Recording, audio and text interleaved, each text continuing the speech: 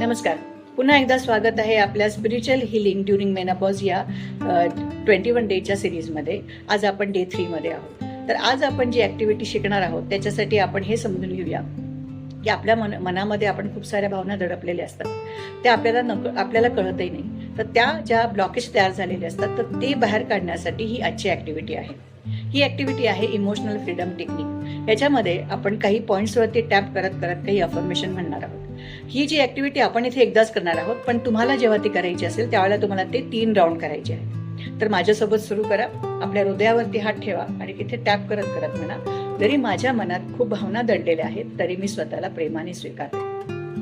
आपल्या भुवयांच्या मध्ये माझं मन थोडं भारी वाटतंय. डोळ्याच्या खाली मी माझ्या भावना दडपून टाकते. आपली कॉलर बोन जिथे असते ते 2 हाडं असतात तिथे द्यायचं. आता मी माझ्या भावना मोकळ्या करत आहे. हे तुम्ही 3 राऊंड करायचे आहे. दिवसभरातून तुम्ही हे 2दा जरी केलं तरी तुम्हाला त्याचा फरक दिसायला सुरुवात होईल. आणि हे केल्यानंतर थोडं शांत बसायचं आहे. आपली नोटबुक आणि पेन घ्यायचं आहे आणि त्या पेपरवरती आपल्याला लिहायला सुरुवात करायची आहे. आज तिथे मनातल्या सगळ्या भावना मोकळ्या करायच्या आहेत. रडावंसं वाटलं तर रडायचं आहे. राग आला तर तोही व्यक्त करायचा आहे.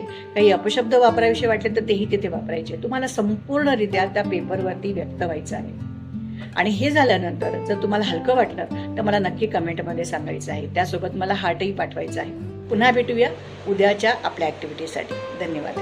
पुन्हा भेटूया उद्याच्या आपल्या ॲक्टिव्हिटीसाठी. धन्यवाद.